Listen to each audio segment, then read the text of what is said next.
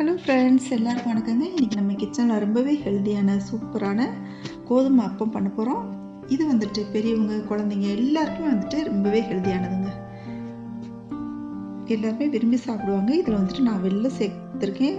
White sugar சேர்க்க போகிறதுல 200 gram கோதுமை மாவு, 100 கிராம் வெல்லம், அடுத்து 2 ஸ்பூன் கார்ன்ஃப்ளவர் மாவு, கொஞ்சமாக முந்திரி பருப்பு, ஒரு தேங்காய் சில பொடியை கட் பண்ணி வச்சுக்கோங்க. கொஞ்சமாக வந்துட்டு மாவுக்கு போடுற சோடா உப்பு கொஞ்சமாக போட்டுக்கோங்க. 2 பிஞ்ச் அளவுக்கு போட்டால் போதுங்க. இப்போ வந்துட்டு வெல்லம் எல்லாமே வந்து ஒன்றா கலந்துக்கலாங்க. இதில் வந்துட்டு சுக்கும் ஏலக்காயும் வந்துட்டு நான் பவுட்ரு பண்ணி வச்சுருக்கேங்க. இப்போ அதையும் சேர்த்துக்கலாம். நான் வந்துட்டு ஒரு 1/4 ஸ்பூன் அளவுக்கு சேர்த்துருக்கேன். இப்போ வந்து 2 வாழைப்பழம் சேர்த்துக்கலாம்.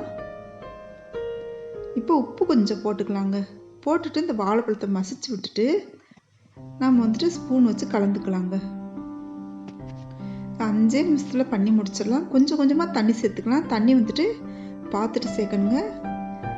இது வந்துட்டு வெல்லம் சேர்த்துருக்கனால இலவக்கூடிய தன்மை உள்ளது. எப்போவுமே இந்த மாதிரி வெல்லம் வாங்கினா டார்க் கலர் உள்ளதை வாங்க, அதுதான் நல்லா வாசனையாக டேஸ்டியாக இருக்கும். அடுத்து வந்துட்டு இந்த மாதிரி பொரிச்சு எடுக்கிற ஐட்டத்துக்கெலாம் வந்துட்டு நம்ம கொஞ்சமாக கார்ன்ஃப்ளவர் மாவு சேர்த்துட்டா அது நல்ல சைனிங் கொடுக்கும், ஒரு ஷேப் கொடுக்குங்க. அப்புறம் கொஞ்சம் கிறிஸ்பியாகவும் இருக்கும். இப்போ 2 ஸ்பூன் காஞ்ச எண்ணெய் வந்துட்டு 2 ஸ்பூன் ஊற்றிக்கலாம்.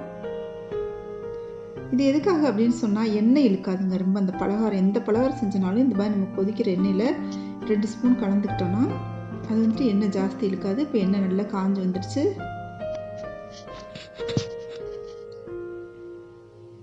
இந்த டைமில் வந்துட்டு நல்லா காஞ்சி வந்தோன்னா சிம்முக்கு மாற்றிடுங்க. சிம்முக்கு மாற்றிட்டு இந்த மாதிரி மாவு எடுத்து போட்டுங்க. ஸ்பூன்லேயே சட்டுன்னு செஞ்சு கொடுத்துடலாங்க. இது குழந்தைங்களுக்கு வந்துட்டு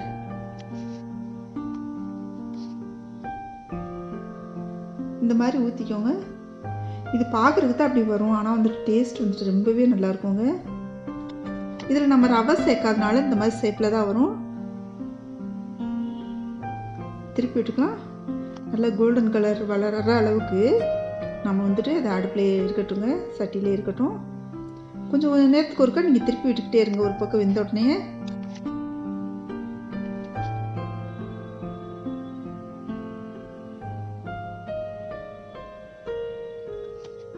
இப்போ பாருங்கள் நல்லா ரெடி ஆயிடுச்சு.